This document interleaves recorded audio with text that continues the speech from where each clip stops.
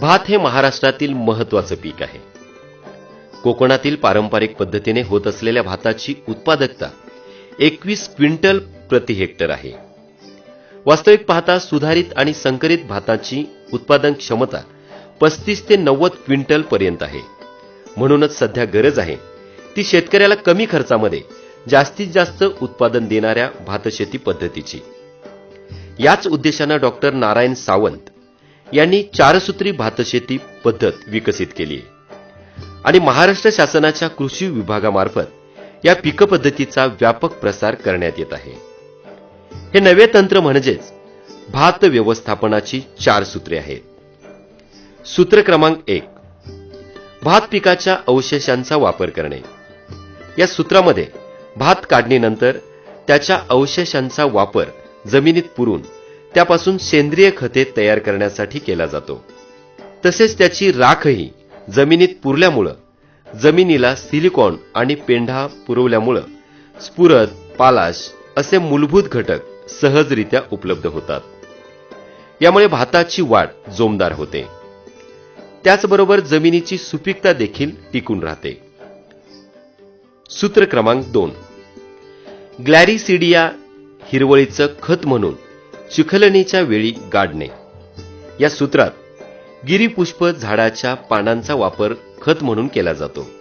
यामुळे भाताच्या रोपांना नत्र हा मूलभूत घटक सहजरित्या मिळतो. गिरीपुष्पाची लागवड शेताच्या बांधावर, घराभोवती तसेच फळबागेमध्ये कुठेही करू शकतो आणि हे झाड वर्षानुवर्ष चालत असल्यामुळे नव्याने लावावं लागत नाही. या दोन्ही सूत्रांच्या वापरामुळे शेतकऱ्यांचा महागडी रासायनिक खते यावरती होणारा खर्च हा कमी होतो. त्यामुळे त्यांच्या नफ्यात वाढ होत आहे.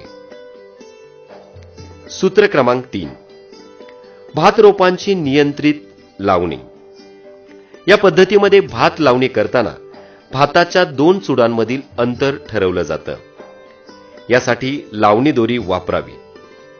लावणी दोरी तयार करताना एकदा 6 इंच तर एकदा 10 इंच अशा प्रकारे अंतर सोडून एकाड एक 6 इंच आणि 10 इंचांवरती खुणा करून घ्याव्यात. ही दोरी वापरून लावणी करताना दोन्ही टोकांना मजुरांनी दोरी ओढून धरावी आणि दोरीवरील खुणांजवळ एक ओळ व त्यापुढे 6 इंचांवरती दुसरी ओळ लावावी. तसेच नंतर 10-10 इंचांवरती दोरी लावून अशाच पद्धतीने 2 ओळी लावाव्यात. अशा पद्धतीने खाचरामध्ये 6x6 इंच आणि 10x10 इंच असे चौरस तयार होतील. दिलेल्या अंतरांवरती एका ठिकाणी 5 ते 6 रोपे लावावीत. यामुळे लावणीच्या आणि काढणीच्या वेळी मजुरीमध्ये बचत होते. भात रोपे कमी लागत असल्यामुळे बियाणांमध्ये 50% बचत होते. आंतरमशागतीची कामे करणे सोयीचं होतं.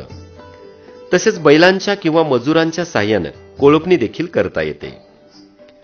4 सूत्री भातशेती तंत्रज्ञानातील 4थे सूत्र म्हणजेच युरिया ब्रिकेटचा वापर करणे. यामध्ये लावणीनंतर ताबडतोबच भाताच्या प्रत्येक 4 चुडांमध्ये युरिया ब्रिकेटची 1 गोळी अशा पद्धतीने ओळीने या गोळ्या 3 ते 4 इंच इतक्या खोलवर जमिनीत खोचाव्यात. त्यामुळे पिकाला नत्र आणि स्फुरद मिळतं आणि खत थेट जमिनीत गेल्यामुळे 90% खत पिकाला लागू पडतं.